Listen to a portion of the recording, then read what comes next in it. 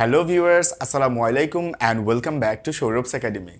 Today we are going to talk about idiom. আজকে আমরা idiom বা ইংরেজি ভাষার শব্দগুচ্ছ নিয়ে আলোচনা করব আর জানার চেষ্টা করব মজার মজার 5টি ইডিয়ম সম্পর্কে এবং দেখব ইংরেজি স্পোকেনের ক্ষেত্রে এবং বাক্য গঠনে ইডিয়মের ব্যবহারের মধ্য দিয়ে আমরা কত সুন্দর করে ইংরেজি বলতে পারি এবং লিখতে পারি। চলুন কালক্ষেপণ না করে let's go to the video.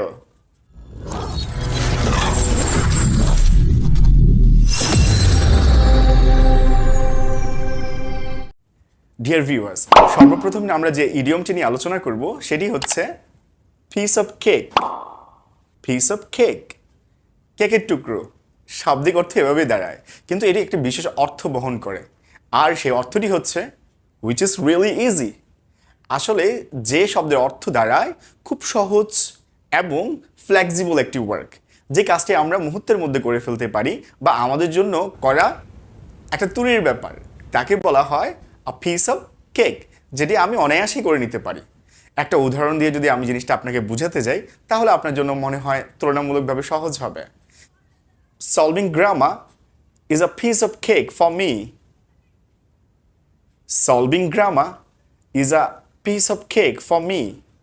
গ্রামারের সলভেন্স করা আমার জন্য খুবই সহজ একটি কাজ। এক্ষেত্রে আমরা বলতে পারি solving grammar is a piece of cake for me. Grammar solve করা আমার জন্য খুবই সহজ বা ফ্লেক্সিবল একটি কাজ, যেটি আমি অনায়াসেই করতে পারি। ডিয়ার ভিউয়ার্স, এই পর্যায়ে আমরা দ্বিতীয় ইডিয়ম নিয়ে আলোচনা করব আর ইডিয়মটি হচ্ছে break a leg. Break a leg এর শাব্দিক অর্থ হচ্ছে একটি পা ভেঙে দাও আর ইডিয়মগত বিশেষ অর্থ হচ্ছে wishing someone for having good luck. Wishing someone for having good luck, কারো শুভকামনা জানানোর জন্য আমরা সাধারণত ব্রেক আ লেগ এই ইডিয়মটি ব্যবহার করে থাকি। যদি আপনি কাউকে উইশ করার জন্য বলেন break a leg for tonight, এর অর্থটা হচ্ছে এরকম all the very best for tonight. এর মানে হচ্ছে আমরা যেখানে অল দ্য ভেরি বেস্ট শব্দটি ব্যবহার করি অথবা গুড লাক শব্দটা ব্যবহার করি, তার পরিবর্তে এই ইডিয়মটি ব্যবহার হচ্ছে ব্রেক আ লেগ। তাহলে সুপ্রিয় দর্শক, আমরা এখন থেকে শুভকামনা জানানোর জন্য অল দ্য ভেরি বেস্ট এবং গুড লাকের পাশাপাশি ব্রেক আ লেগ এই শব্দটি ইউজ করব। ডিয়ার ভিউয়ার্স, এই পর্যায়ে আমরা আলোচনা করব 3 নম্বর ইডিয়ম নিয়ে এবং আজকের এই ইডিয়মটি হচ্ছে break the ice. Break the ice, আসলে এখানে বরফ ভাঙার কথা বলা হচ্ছে না, এর অর্থ হচ্ছে স্পেশাল অর্থ to make the situation more comfortable than previous one. মনে করুন দুজন মানুষের মধ্যে মনোমালিন্য আছে, কোনো একটি উপলক্ষে দুজনের মনোমালিন্য যদি গলে যায়, এই গলে যাওয়ার অর্থটা হচ্ছে ব্রেক দ্য আইস। এক্ষেত্রে আমরা যদি উদাহরণ দিয়ে বলি eye contact helps us to break the ice. Eye contact helps us to break the ice. চোখে চোখে দৃষ্টি রাখাটা আমাদের সম্পর্কের শীতলতা কমিয়ে রাখতে সাহায্য করেছে অথবা সম্পর্কের শীতলতা কমাতে সাহায্য করেছে। ডিয়ার ভিউয়ার্স, এই পর্যায়ে আমরা আলোচনা করব আমাদের 4 নম্বর ইডিয়ম নিয়ে আর ইডিয়মটি হচ্ছে byte the bullet.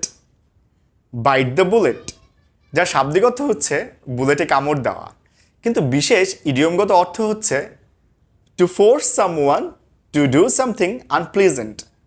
Two force someone to do something unpleasant, কাউকে তার রুচির বাইরে অথবা তার পছন্দের বাইরের কোনো কিছু জোর করে করানোটা বাইট দ্য বুলেট।